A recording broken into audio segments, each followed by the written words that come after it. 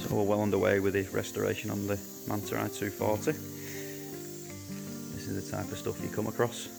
They're always 10 times worse than what you think they're going to be when you start picking, poking and scraping all the under sealer off. But this is what lurks inside of the Manta chassis leg. They tend to rot from the inside out, which is why you'll probably notice they do swell up. That's because the rust is obviously packing in between the skins. This is your inner, where all your strength is. As you can see on this car, it's completely gone. The majority of the restorations we do are in a similar condition on the inside, so you do get people that will just patch them up, like what's gone on here, but that's not really putting much strength into the car.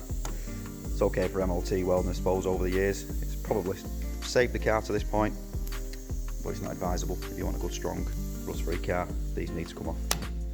So I thought I'd just give you all a quick walk around, show you what this car is going to need. Probably will find other bits and bobs as we go along. So we'll start here. Inner chassis rail will be replaced just to behind this section here, because we want to try and keep that point so we don't move that. This is where the front cross member mounts to. We will be fitting a jig. We have got a jig that we use which fastens to the anti-roll bar brackets, radiator bracket, chassis mounts, gearbox mounts, and then it gives you the position, the correct position of the lower subframe mounting bolts. We will be only doing one chassis rail at a time, just to try and keep some strength in the car as well.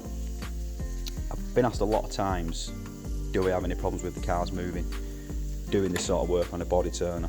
Now, I've restored quite a lot of these cars, as a lot of you probably know. I haven't had any issues personally, but again, we only do one side at a time, so I will repair this chassis rail before I go any further into the floors. Sills or anything like that will all stay on until I at least get an inner and this outer skin back on, just to stop the car from moving. And obviously it'll have the jig on, which will give it a bit more support as well. So the splashbacks, they're going to be replaced. They're coming from Dave Deakin. Thank you very much, Dave, for replicating them. Floor pans, they'll be coming from Germany. We're having full floor pans in. Chassis rail parts, the outer skins coming from TJ Motorsport. The inners are not available, so we've got to make them. I use 40mm box section, which is standing up over there, and then basically just make a template, cut it to shape, make it fit, weld it in nice and strong. Once we've got the position of them, you do need to sleeve the inside of these, because obviously when you tighten your lower cross member bolts up, that will crush if you've not got that sleeve in there. So that's quite an important thing to make sure, if you are replacing your inners, to make sure that goes back in. Jacking points are going to be replaced. The jacking points fasten to the inner chassis and then the inner A post. So that's got to go in before you put your outer covers on and your sill covers on. It will be having full sills. The floor will be cut out to around about here, and then we've got to refix the seat mounting points, make sure them are in the correct spots. We'll have to make a template of that. The sills will come to about here generally, maybe a little bit higher, so that will cover a lot of this bad area here.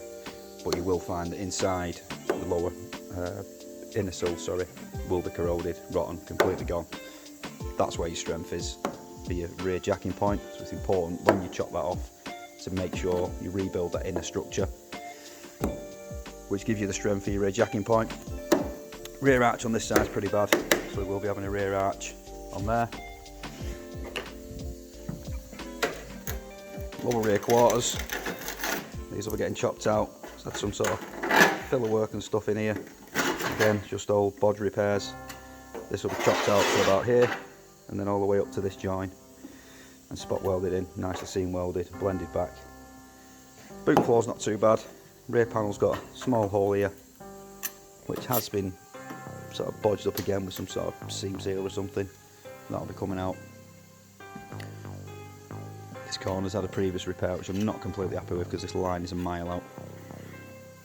So we'll be redoing this and making that line nice and tidy. Same again on this side, lower rear quarter, we've chopped out again to this join, spot welded in, seam welded round, ground back, nice and tidy. This rear arch isn't too bad, but because we're doing the other side, it just makes sense to do this. Now when you get your repair panels for your rear arches, they tend to be quite large and they will come right up into your rear quarters. Now I've seen a lot of people fit them like that, but the problem you get is it will warp the hell out of your rear quarter panel. So I always just chop out the rotten section, as least as you can chop out the better really, and then obviously cut your repair panel to suit the car. Don't cut your car to suit the repair panel. It will save a lot of warping. Again here, outer sills completely blown out, so I'll be having a pair of full sills put on it. You can see in there, let's get the torch on,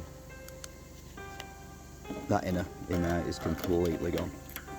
So that's all going to have to be replaced, repaired. Again, them are not available, so unfortunately that is going to be a lot of fabrication work. But again, done dozens of these, so it shouldn't be an issue. A-post covers gone on the bottoms. These I believe are only available currently from Germany. Unless anybody's got a set that would like to sell me, please send me a PM if you have. I would like to replace these if I can get a set. If not, they will have to be repaired. A-post closing panels are available from Dave Deakin again. We'll have to assess this and see how bad it is. If it needs doing, we'll just chop it out and replace it. Again, chassis rails, both sides, inners and outers. That'll all be coming from TGM along with the jacking points, TJ Motorsport. Front panel's not too bad. Little hole there. Again, this will be chopped out. Nice bit of steel welded in there, ground back.